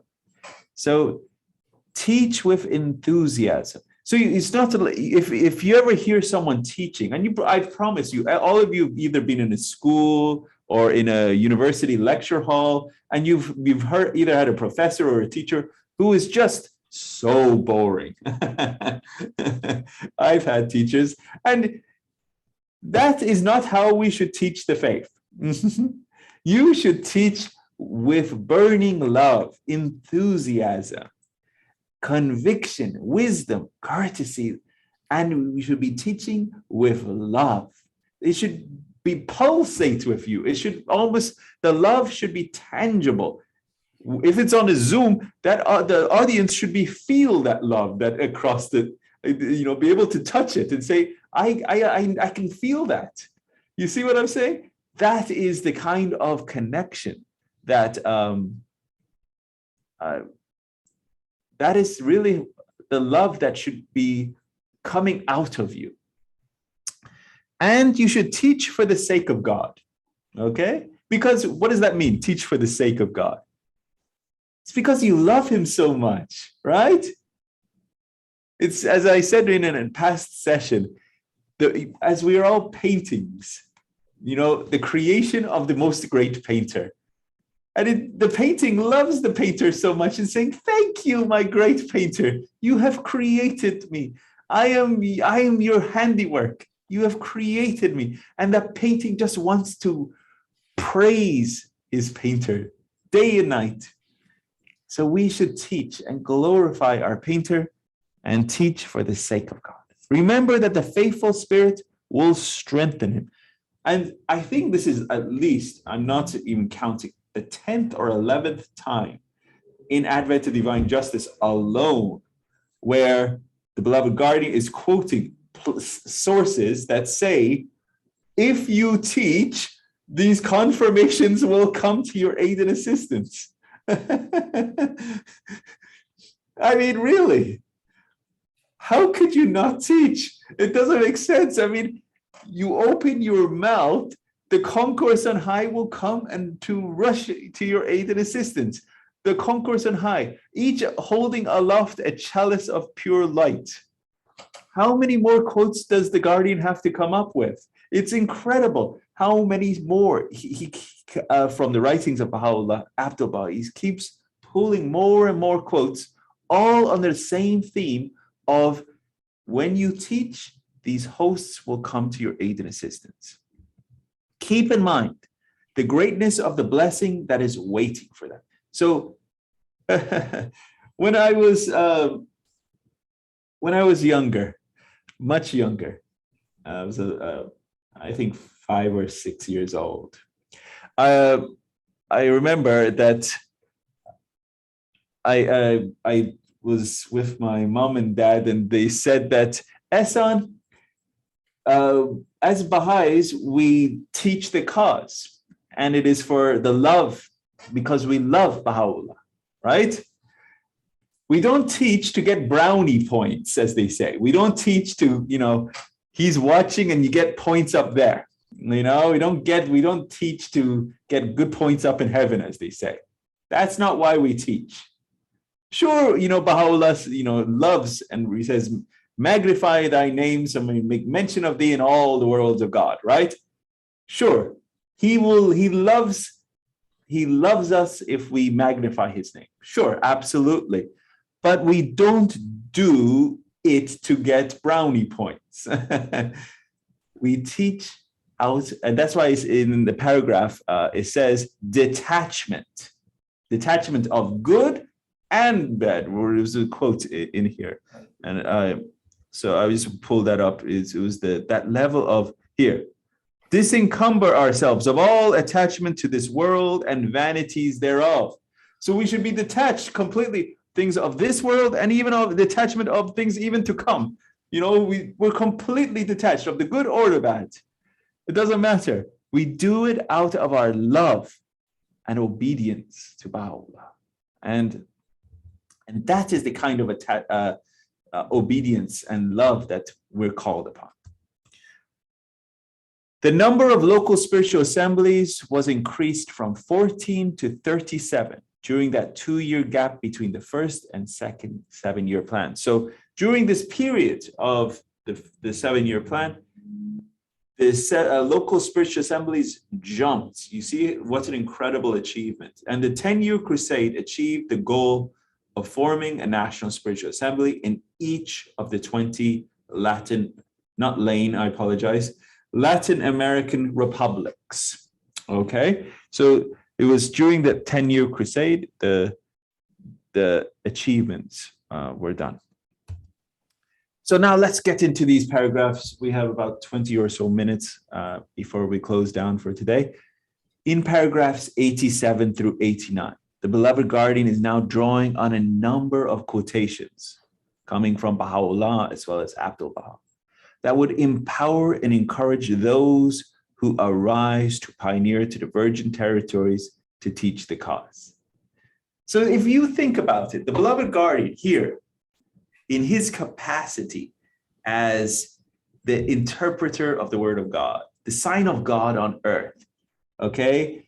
And he's launching this first 7-year plan, and the second half of the first 7-year plan is to send forth his army to achieve and win these goals, open these virgin territories in Central and Latin America, South America. So what does he got at his disposal? He's got all the quotes of Baha'u'llah. He's got the quotes of Abdul Baha. So he's now putting this into his advent of divine justice.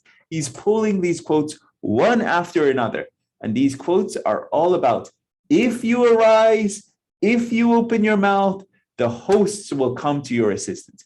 If you arise, if you open your mouth, you will achieve great victories. So he's pulling quote after quote after quote, because this is part of the goals of the first 7-year plan. So when intending to pioneer to the virgin territories, you should place your whole trust in God.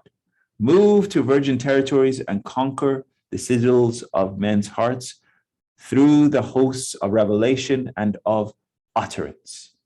The complete quote is, dispute not with anyone concerning the things of this world and its affairs, for God hath abandoned them to such as have set their affection upon them.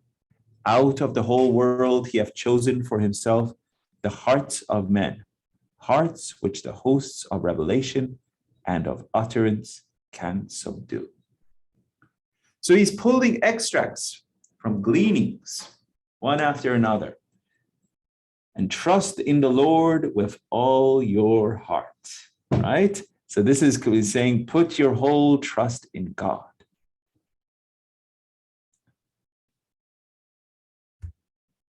And when intending to pioneer to the virgin territories, you should not linger. The beloved Gardi says, do not tarry. So here I'm writing, do not linger until others have completed the first stage of their teaching campaign. Rather, immediately arise to open what will be the most glorious chapter in the American Baha'i community international history.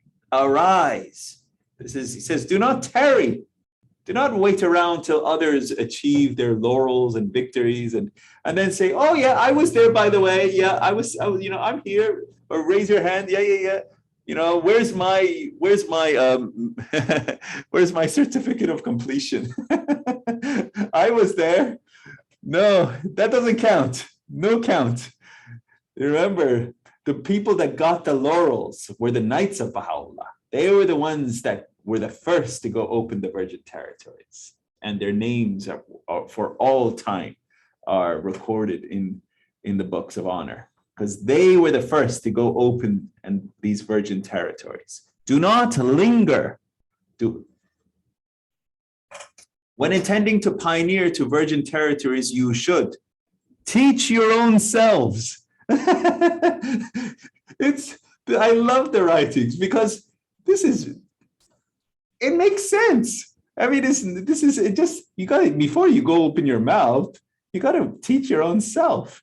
Teach your own selves at the outset so that your speech can influence the hearts of those who you teach. Baha'u'llah states, this is from the Gleanings. Whoso ariseth among you to teach the cause of his Lord, let him before all else teach his own self, that his speech may attract the hearts of them that hear him. Unless he teacheth his own self, the words of his mouth will not influence the heart of the seeker. You got to teach your own self.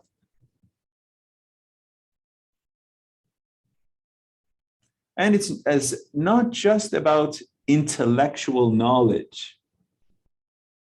It's about training of the heart too, Teaching is about training of the heart. Softening of the heart, creating that space to be a receptacle of love and tenderizing it.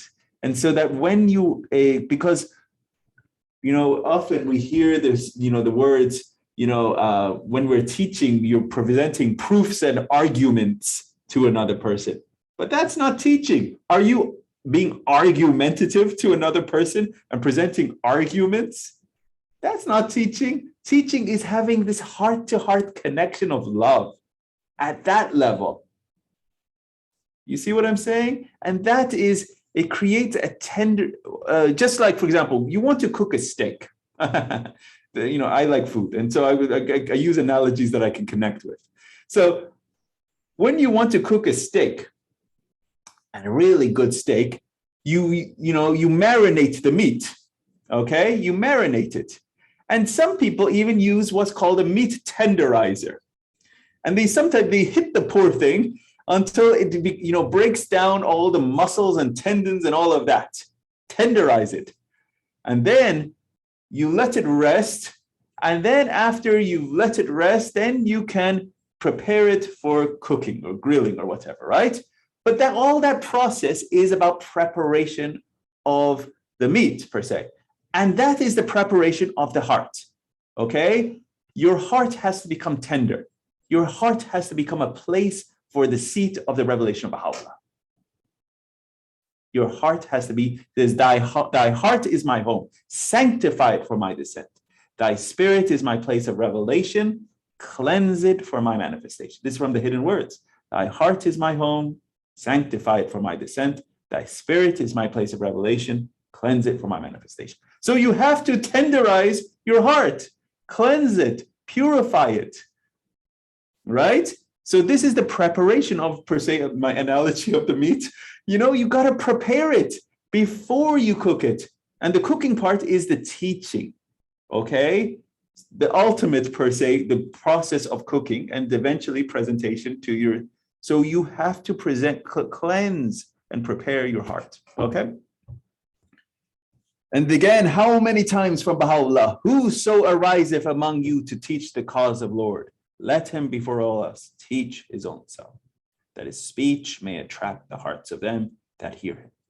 And unless he teaches of his own self, the words of his mouth will not influence the heart of the seeker. You have to prepare yourself. Preparation.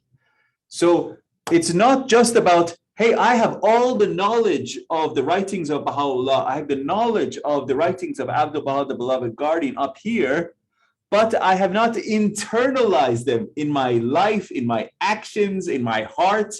So what I might have the knowledge, but am I walking the talk? Am I actually living them, doing them? So this is about teaching his own self, practicing what you preach, as they say. This is about let him before all teach his own self. So it's not about just, acquisition of knowledge. It's about training your life day by day. When intending to pioneer to virgin territories, you should regard victories won for the faith as your supreme objective. And so here I put stay focused, because what is your most supreme objective? Victories of the faith, teaching.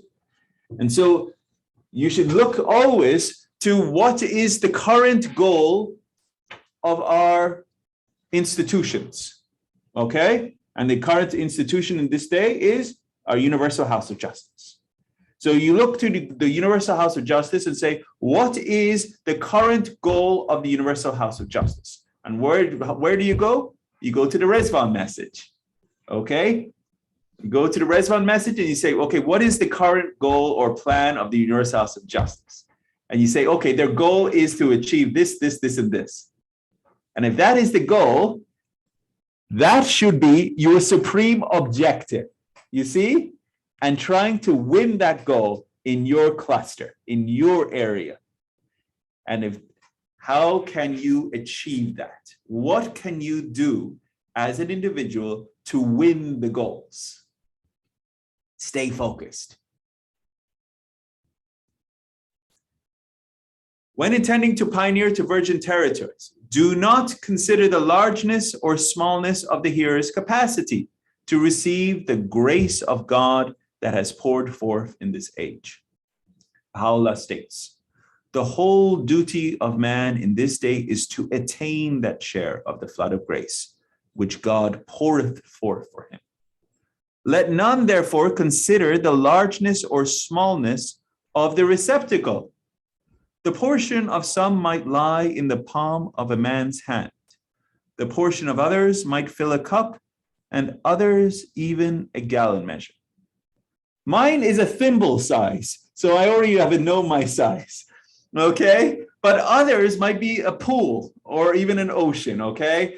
But the reality is, do not consider the smallness or largeness of the hearer's capacity, or even your own capacity in reality. Just remember to have that reliance on him first. Reliance on him, as also, first and more foremost, teach yourself. Free yourselves from the burden of attachment to this world and follow the example of Abdul Baha to teach the faith with a spirit of detachment. And this is from His Holiness the Buddha. He says the root of suffering is attachment. The root of suffering is attachment. It's very interesting when you ponder on it. No man shall attain the shores of the ocean of true understanding, except he be detached from all that is in heaven and on earth. And that's the opening stanza from the Kitab-i-Iran. No man shall attain the shores of the ocean of true understanding, except he be detached from all that is in heaven and on earth. So we have to free ourselves from this burden of attachment. And all of these are extracts coming from paragraph 87. There's so much in paragraph 87. So, and then another one, if you are intending to pioneer to virgin territories, you should consider the love of Baha'u'llah as a storehouse of treasure for your soul to assist you in teaching others. Baha'u'llah states, beware, O man, lest ye be tempted to part with him in exchange for the gold and silver ye possess.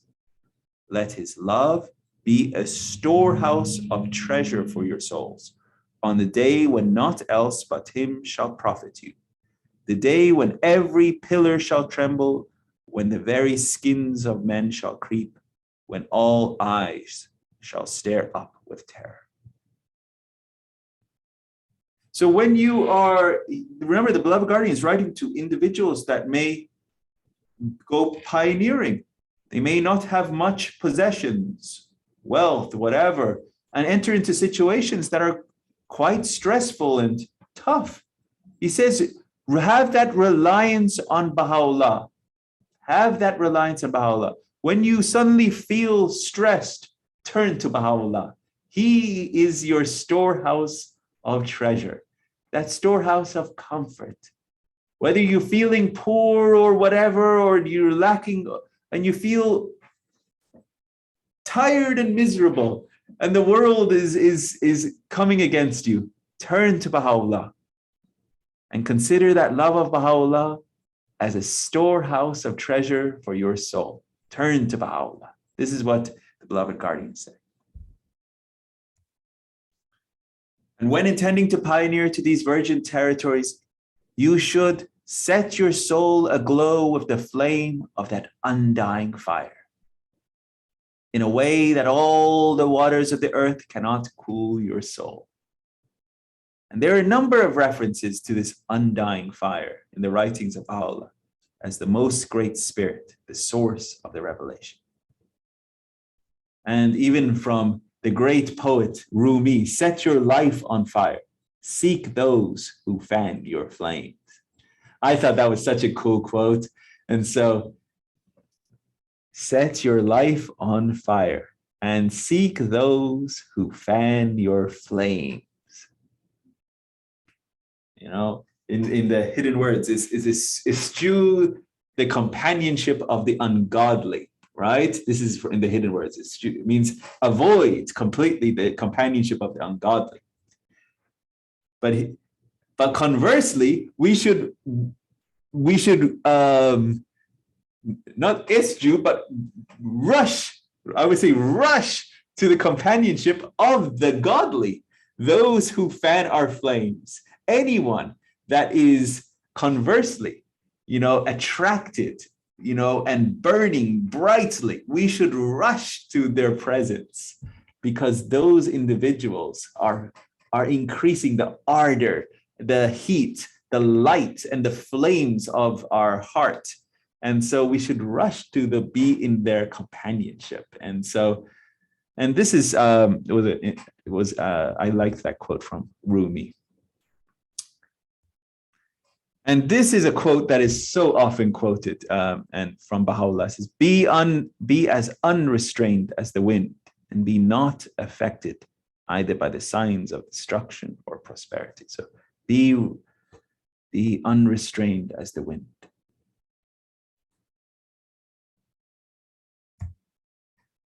And unloose your tongues and proclaim what the Great Spirit inspires you. Not like her, just garbled, jumble nonsense. actually have something to say. And that's why first teach yourself. Okay, that's important. First teach yourself, so you don't just say unloose your tongues and you just make up say anything. Teach with enthusiasm, conviction, wisdom, courtesy, but without pressing the hearer. I'm going to add another one. With humor. That's also very important. Okay? I mean, there's so many wonderful stories of our beloved master. I mean, how he taught and he would often, when he was teaching, they would break out into laughter. And because humor is such an important, necessary thing for speech and to communicate is humor. Because as we all know,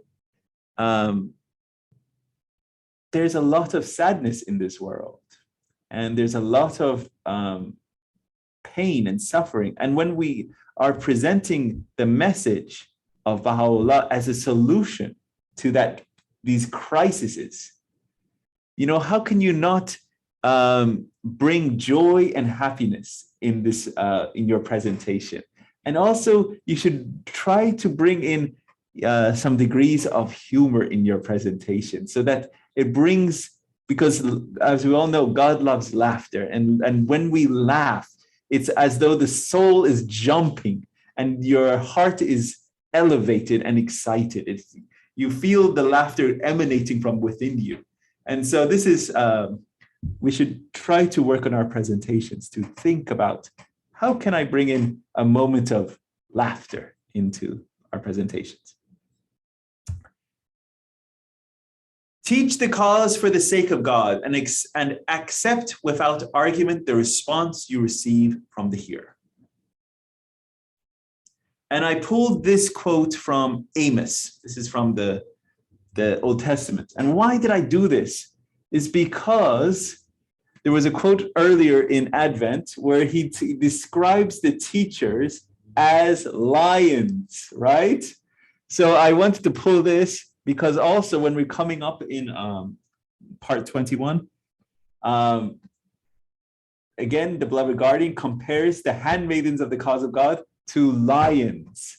So I wanted to pull this so it's fresh in your mind. He says, the lion has roared.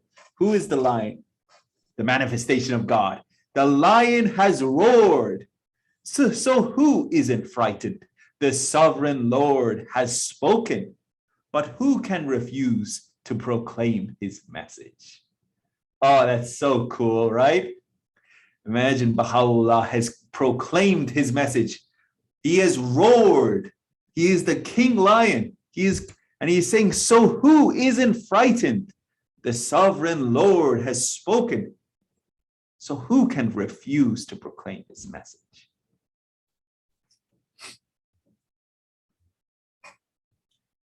And do not forget for a moment that faithful spirit will strengthen you, and a company of Baha'u'llah's angels will accompany you. In the context in which a faithful spirit is used, it may refer to as the Holy Spirit or the Most Great Spirit. And so I wanted to pull from Thessalonians. It says, but the Lord is faithful, and he will strengthen you and guard you from the evil one. So this company of favorite angels will constantly come to your aid.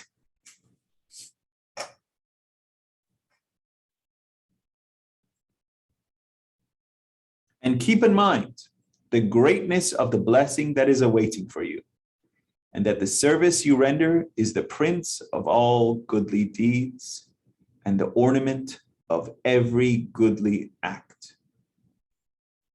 And this is from 1 Peter. For those who faithfully teach and preach God's word is the crown of glory. It's for those who faithfully teach and preach God's word. So you see, this is one unfolding faith, it's not Baha'i, Christian, Muslim, whatever. This is one unfolding faith. If you teach the word of God, if you open your mouth and proclaim the word of God, that the reward that has been given you is the same in sense. This is from Christ. This is from Baha'u'llah. They're saying for those who faithfully teach and preach God's word, it is the ornament of every goodly act. It is the crown of glory. And interesting, glory is Baha. So the crown of glory means to be a Baha'i. It means you will truly be a Baha'i if you go and teach. I mean, in essence, you will be a true Baha'i. In paragraph 88, the beloved guardian cites excerpts from a tablet from His Holiness Baha'u'llah, in which he counsels those who travel to teach his cause. Here are some major points. And this will be our last slide because I was just checking it. We're hitting 4 o'clock. The revelation of Baha'u'llah is an ocean, a dewdrop of which is sufficient to enrich the whole earth with the bounty of God. Teachers should draw forth the water of this ocean and sprinkle it on all created things to purify them from all artificial restrictions. I love this analogy. This is such a beautiful, incredible analogy in paragraph 88. So what we should do is we should, like a cup, just scoop up this revelation and just start sprinkling this waters of the coming from the revelation of Baha'u'llah, and sprinkle it on all created things and purify them and cleanse them from these artificial restrictions and man-made, restrictions that they've created, that they've blinded themselves between them and their Lord. And so that's really what we are tasked with. So we'll pause here for today, and next week is Nowruz. Our session will fall on March 20th. So I will not be here, but our dear John and Jeremiah will hold the fort, as they say, and carry on. And I thought it was a pretty good session. We got through quite a lot. And do we have any questions at this point in time? All right. Any inspirations or learnings? Just one thing is that I thought of the years that this was occurring, that Shoghi Effendi was talking about, from 38, if you will, to 44, what was happening in Europe at this time, Right. and in the Pacific, and almost all other places in the world had some, maybe not Southern Africa, if you will, or middle, but of all places, maybe Central America and South America might have been the least warring individuals at this time. It was a great time to teach. What a coincidence. Not a coincidence. This is the Guardian, right? Yeah. This is the brilliance of the Guardian. Yeah. Not a coincidence, but honestly, you're absolutely spot on. Yeah. From 1939 through 45 was World War II. Right. And the whole world was, under from all of Europe, and then, Asia was involved in a war. And Right. the only sphere of the world that really wasn't directly being impacted by this war, Central and South America. Right. And so how awesome was that Right. he launched this as the second part of the first 7-year plan to go and open those areas. Right. And it was achieved in 1944. I mean, truly, what a brilliance of our dear beloved Guardian to call upon that. Yeah, absolutely. And as we read early on in Advent, where it says how Germany was eclipsed, Europe was being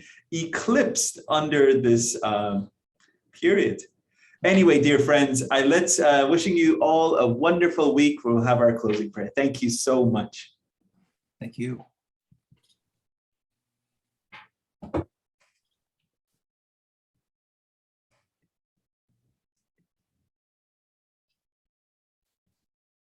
Oh my God, thou seest me in my lowliness and weakness, occupied with the greatest undertaking. determined to raise thy word among the masses and to spread thy teachings among thy peoples. How can I succeed unless thou assist me with the breath of the Holy Spirit? Help me to triumph by the hosts of thy glorious kingdom, and shower upon me thy confirmations, which alone can change a gnat into an eagle, a drop of water into rivers and seas, and an atom into lights and suns. O my Lord, assist me with thy triumphant and effective might, so that my tongue may utter thy praises and attributes among all people, and my soul overflow with the wine of thy love and knowledge. Thou art the omnipotent and the doer of whatsoever thou willest.